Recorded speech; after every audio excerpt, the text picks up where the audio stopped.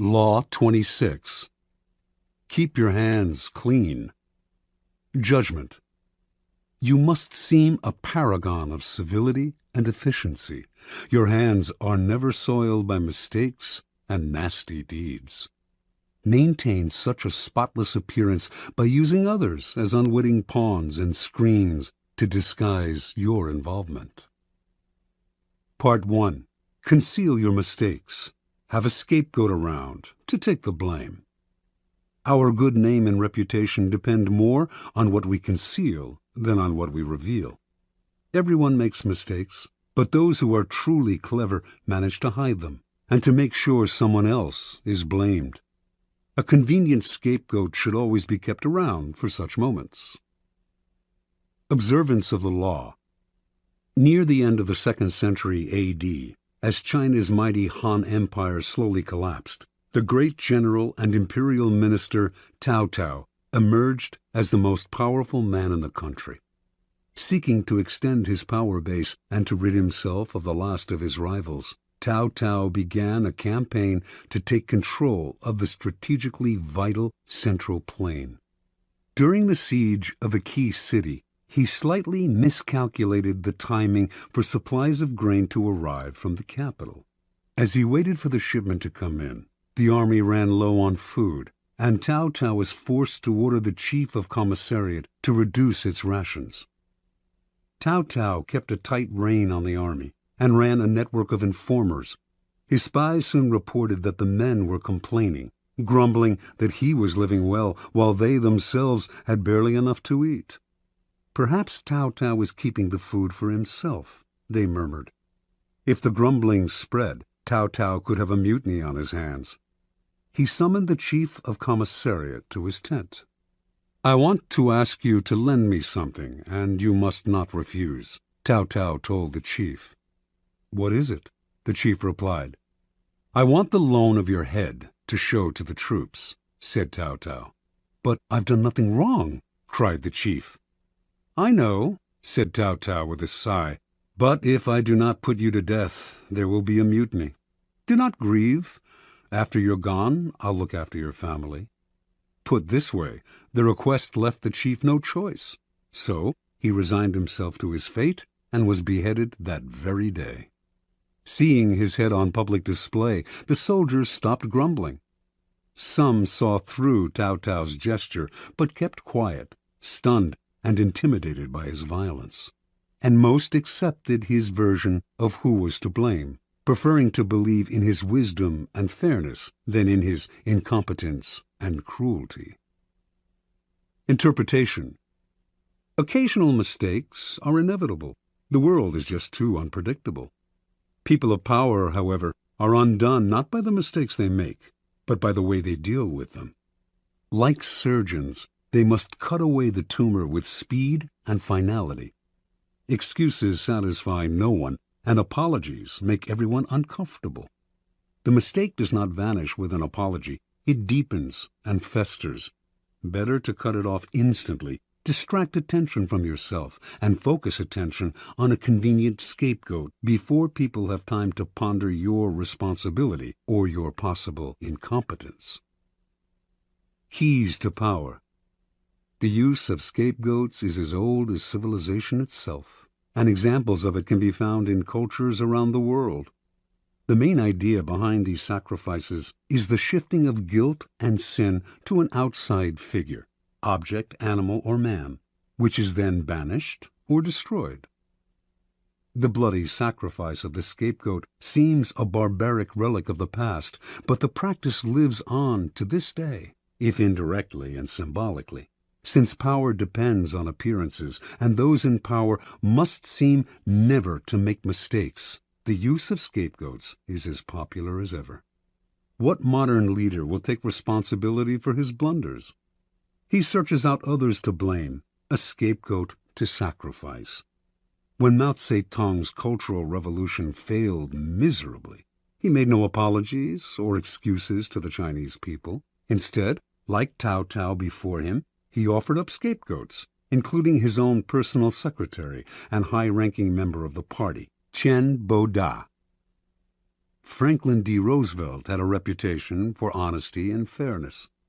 Throughout his career, however, he faced many situations in which being the nice guy would have spelled political disaster, yet he could not be seen as the agent of any foul play. For 20 years, then, his secretary, Lewis Howe, handled the backroom deals, the manipulation of the press, the underhanded campaign maneuvers. And whenever a mistake was committed, or a dirty trick contradicting Roosevelt's carefully crafted image became public, Howe served as a scapegoat and never complained.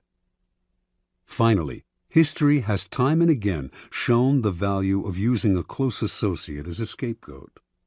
This is known as the fall of the favorite. Most kings had a personal favorite at court, a man whom they singled out, sometimes for no apparent reason, and lavished with favors and attention. But this court favorite could serve as a convenient scapegoat in case of a threat to the king's reputation. The public would readily believe in the scapegoat's guilt. Why would the king sacrifice his favorite unless he were guilty? And the other courtiers, resentful of the favorite anyway, would rejoice at his downfall. The king, meanwhile, would rid himself of a man who by that time had probably learned too much about him, perhaps becoming arrogant and even disdainful of him.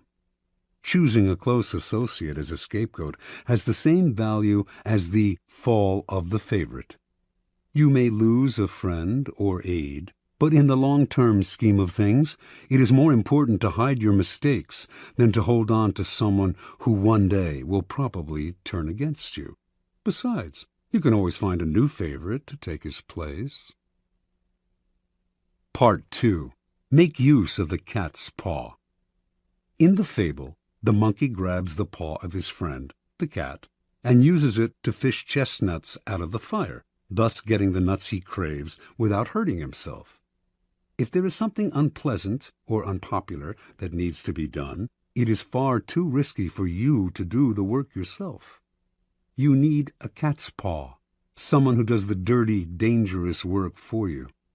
The cat's paw grabs what you need, hurts whom you need hurt, and keeps people from noticing that you are the one responsible. Let someone else be the executioner or the bearer of bad news, while you bring only joy and glad tidings.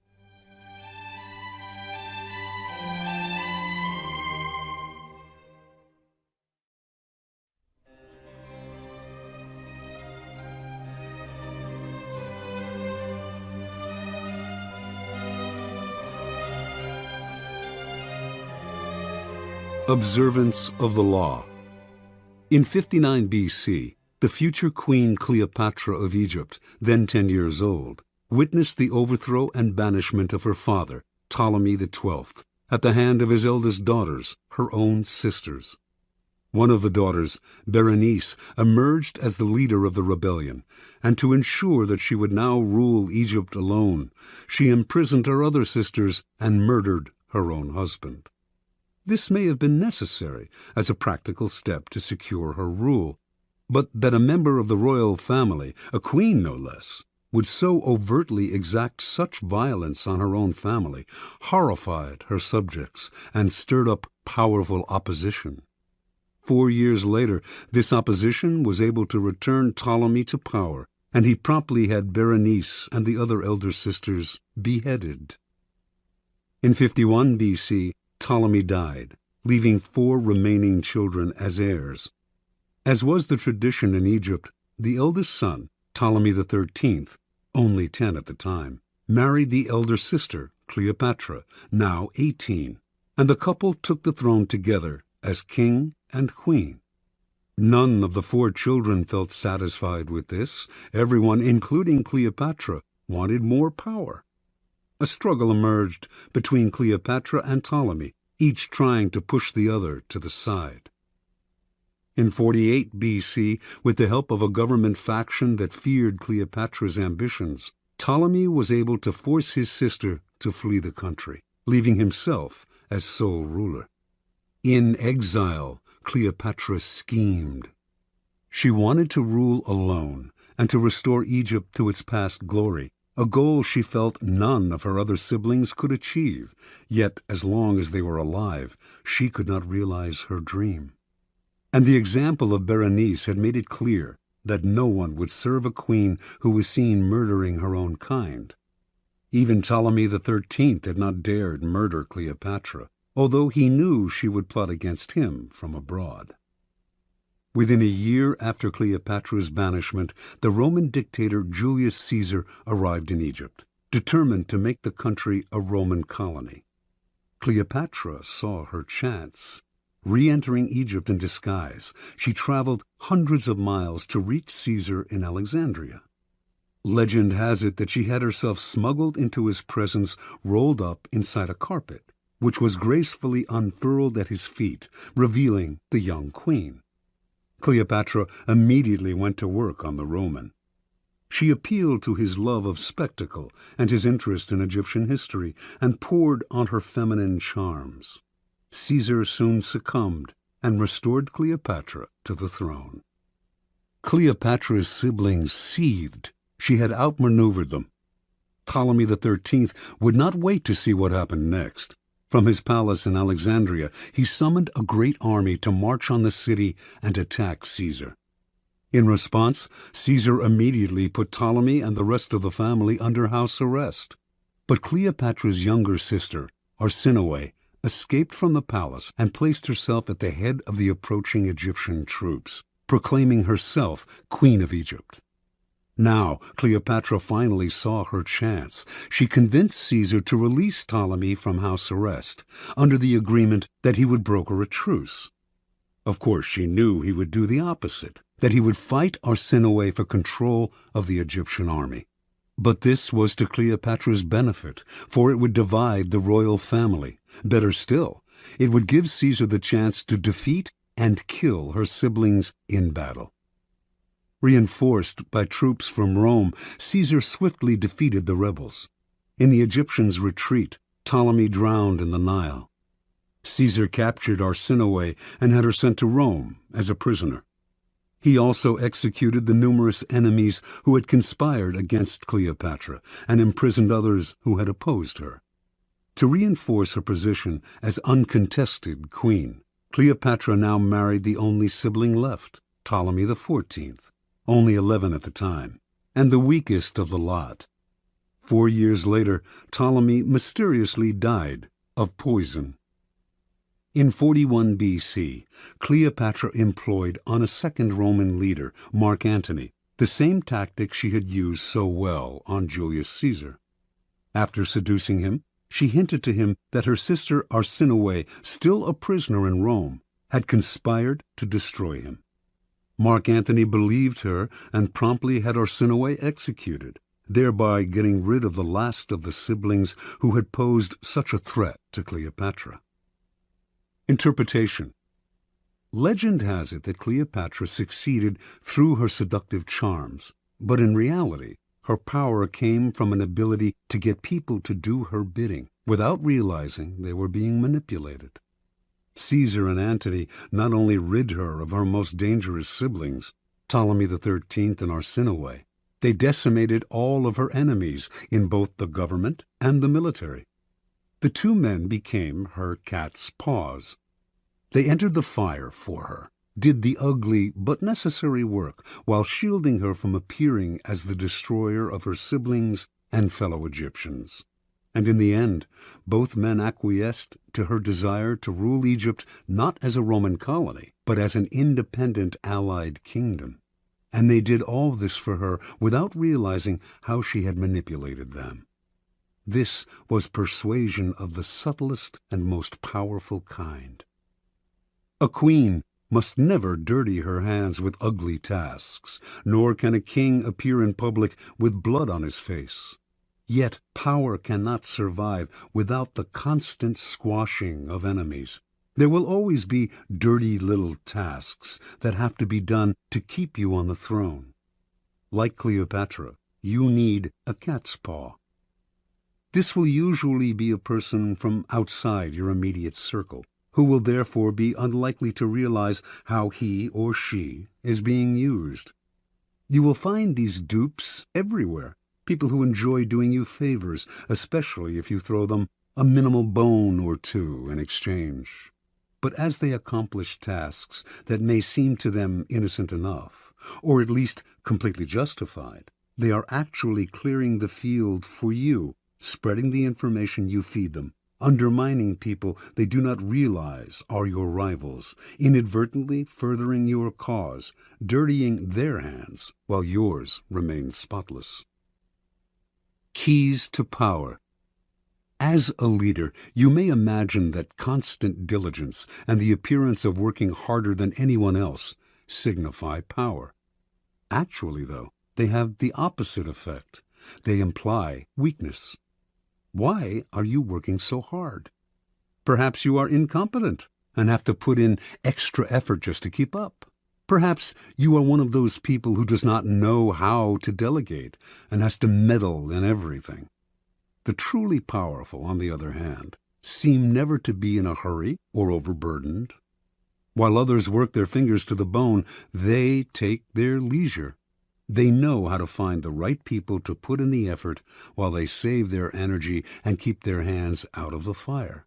Similarly, you may believe that by taking on the dirty work yourself, involving yourself directly in unpleasant actions, you impose your power and instill fear.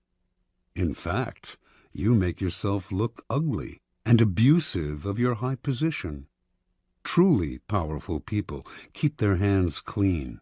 Only good things surround them, and the only announcements they make are of glorious achievements.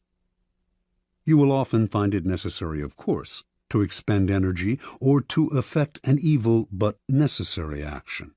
But you must never appear to be this action's agent. Find a cat's paw. Develop the arts of finding, using, and, in time, getting rid of these people when their cat's paw role has been fulfilled. The easiest and most effective way to use a cat's paw is often to plant information with him that he will then spread to your primary target. False or planted information is a powerful tool, especially if spread by a dupe whom no one suspects. You will find it very easy to play innocent and disguise yourself as the source.